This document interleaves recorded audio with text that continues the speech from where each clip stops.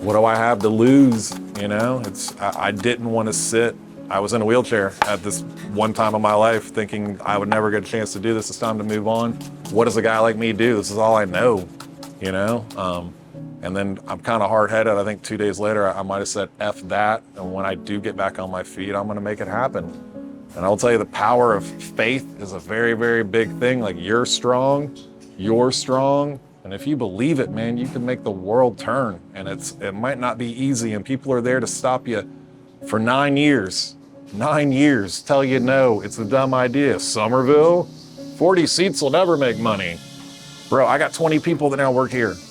On my business plan, it was 5. That's it, you know? There's days where I put 0 people to come in here. We almost did 200 covers the other night. I mean, it really is, if you believe it and you're willing to work for it, and I tell my kids that, you can change the world. There's a heavy load upon my back, no way to throw it off. For a second I believe it's gone. I'm just a fool out of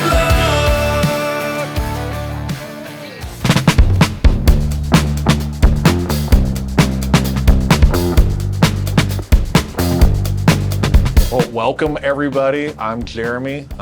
This is Bexley Fish and Raw Bar. We're located right here in Somerville, South Carolina. We serve some of the freshest seafood and freshest vegetables that you can find. Bexley started in January of 2022 on a cold, cold day. I believe there was an ice storm and 10 brave people showed up here. I believe it was 10, and a lot of them were friends and family. Flash forward a year and a half later, here we are. I used to work for a lady who did a lot for me, and I never really understood what she meant when I would bring her a dish and she would say, I don't know, I want it to be fun. What does that mean? More salt, more vinegar, what is fun? And now I hear myself kind of repeating those same things. So I would like to say first off, Bexley is fun.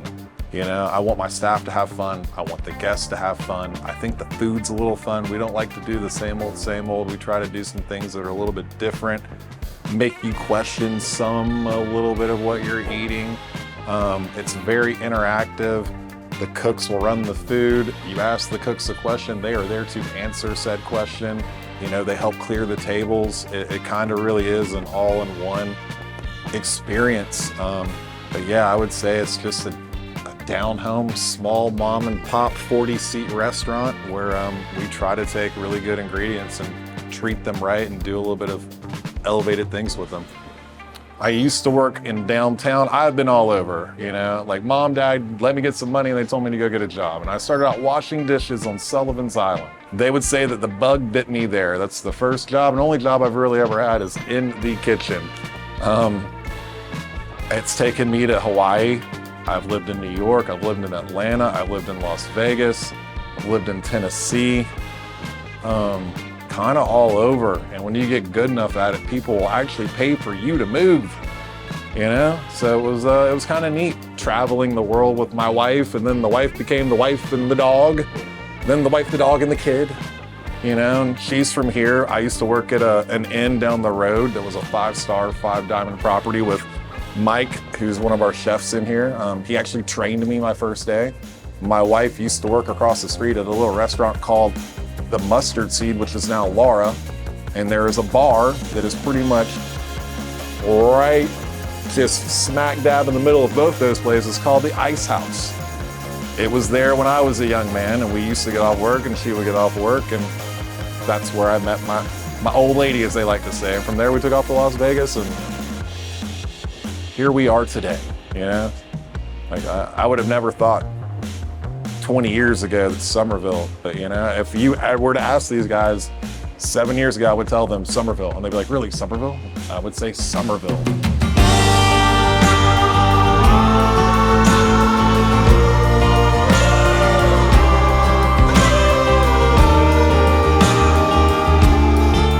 All right, well, my name is Mike Hirschfield.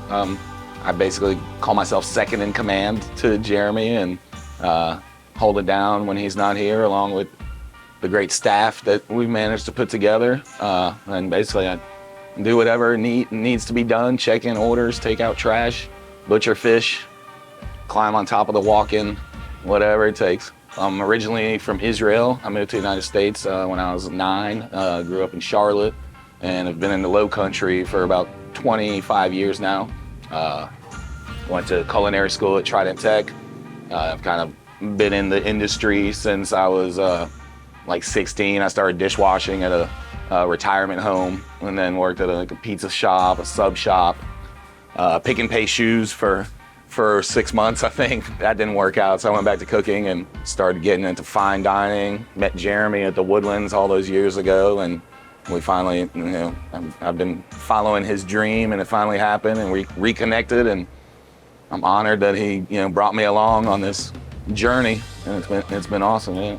Getting to do what I love again, making great food, This is the first time I've gotten to go back. I got to take my wife, who's been hearing me, tell her stories about it for 25 years, and then my son, who's 11, he's never even flown, so that was a big trip for him to go to see my old stomping grounds, per se. So it was pretty awesome. I brought some for Jeremy, but I told him it's his gift, so he can do what he wants with it. So we had it here for a little bit, and I was trying to use it on everything, and then on, I guess, Father's Day, he decided he was gonna do something at home. He wanted to spice it up, so he came and took them away.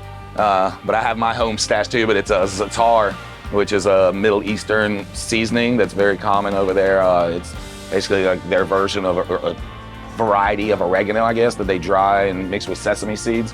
So I love putting that on hummus and all kinds of things. And just, hummus and Jerusalem salad, which is just, simple chopped up cucumbers, tomatoes, onion kind of deal, like with every meal, and pita bread with every meal over there. So I couldn't get tired of it, I don't think. I'm born and raised down here.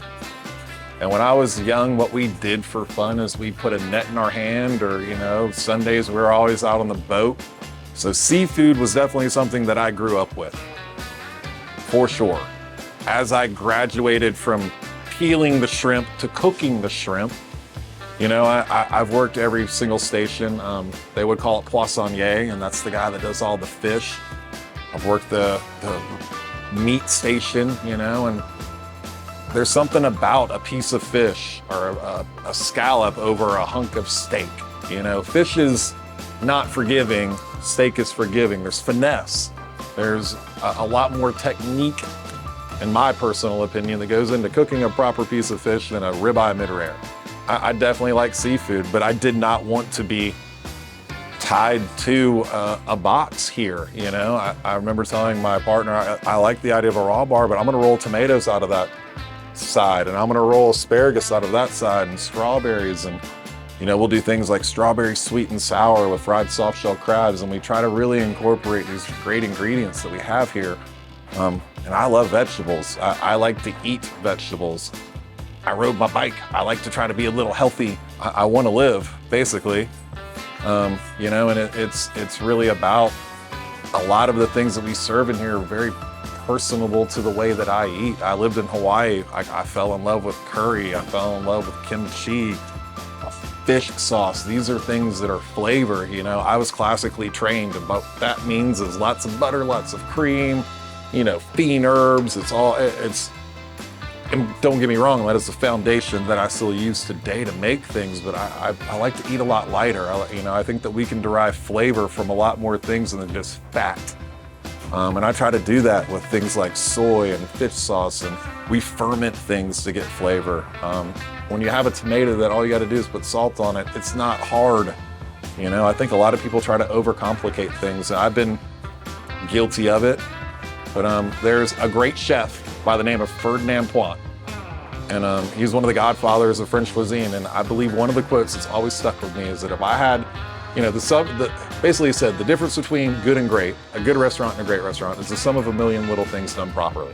From receiving that green bean, to the way he's smashing that avocado now, to whether we're roasting those tomatoes, every little thing matters. And if we start with the perfect tomato, at the end of the day, I want it to taste like a tomato. I don't want it to look like a peach or to look like something unrecognizable and has no flavor of a tomato. That's cool, I guess, but I'm into ingredients, and I want the ingredients to kind of speak for themselves. And when you let those things happen, good things happen, you know? And my wife, I will say that, I was gonna say poor, but lovely, lovely wife has been there with me for, I think we're about to celebrate 16 years, July the 2nd. If I'm wrong, it'll be 17. But honestly, I mean, she was in the business, so she kind of knew what it took and what it was. And there's years of Thanksgivings, there's been years of Christmases, and I wasn't there, you know, birthdays, I wasn't there, weekends, I wasn't there, I was working. But she was very understanding, you know, and banks hate restaurants, to be completely honest with you. Most banks will look at you, they'll might give you the time of day, and then they're gonna ask you to sign everything over to make it happen, you know, and I believed it enough to do it. I think I kind of told you that, I don't know, I'm on borrowed time a little bit. I was put at 40 years old that life is short. I was asking a doctor down at MUSC if I was gonna be okay, and he literally looked at me and said, I don't know. And I remember at night I would ask my wife if I was gonna be okay, knowing that she has no clue, but I know that she would tell me yes. And that's all I really wanted to hear, you know? So it's like, what do I really have to lose? I sat at 40 years old with regret, like real regret. And doing this, not being able to do this was one of them. I chased this for 6 years. October came, there's a spot right around the corner that's now a beautiful little bakery. We put an offer in on it. I was told that I had myxoid liposarcoma 2 weeks later. So we had to kind of take that offer out. Then a thing called COVID happened. You know, I'd spent a year at the SBA trying to get business plans approved, all these things in line that people want to see. And I would tell people, I've done this my whole life. You know, I know what it means to take a whole grouper and use it from nose to tail. I can cook, but people don't really, you know, they're number people. They look at numbers, they don't look at what we do. I worked, like I said, at the Woodlands, and I actually had a gentleman who was the sommelier there. That's fancy word for the wine steward. He was the guy who ordered all the wine, and he started a business up here 11, 12 years ago. We always talked, and he'd say in my very bad French accent, Jeremy, one day we need to open a restaurant. And I was like, yeah, I don't know, man, that seems like a lot of work. And 9 years later, here we are together, and he's been there since day one, you know, really kind of pushing me to do it, you know, and it kind of really came to a point of, what do I have to lose? You know, I didn't want to sit. I was in a wheelchair at this one time of my life thinking I would never get a chance to do this. It's time to move on. What does a guy like me do? This is all I know, you know? And then I'm kind of hard-headed. I think 2 days later, I might have said, F that. And when I do get back on my feet, I'm gonna make it happen. And I'll tell you, the power of faith is a very, very big thing. Like, you're strong, that guy is strong. You just gotta believe it. And if you believe it, man, you can make the world turn. And it might not be easy, and people are there to stop you for 9 years. 9 years, tell you no, it's a dumb idea. Somerville, 40 seats will never make money. Bro, I got 20 people that now work here. On my business plan, it was 5. That's it, you know? There's days where I put 0 people to come in here. We almost did 200 covers the other night. I mean, it really is, if you believe it and you're willing to work for it, and I tell my kids that, you can change the world.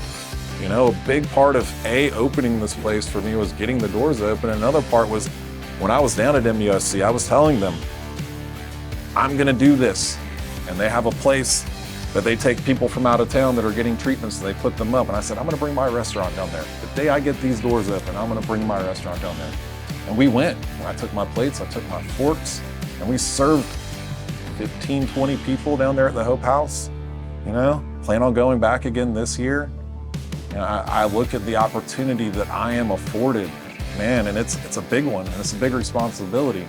And I want to give back, because when I was on that table, the money didn't matter, what I did for a living didn't matter. It's what have you left here for people? What kind of legacy are you trying to leave? You know, I might not be able to change the world, but I can change my little corner of it. You know, the other Tuesday, we had a guy that we served who was getting treatments a year ago at the Hope House, and he sat right over there on that corner a year later, you know? still getting treatments, but he's out. That he was able enough to come in here and see what we were up to, you know, and like, that's the stuff that means something to me. And I don't know, that's kind of what Bexley is to me. It's hopefully one day I'll be able to give my thanks back for what I went through and make this little corner of my world a little bit better. I try to, at least. Don't come round and waste my time. A generation of my time.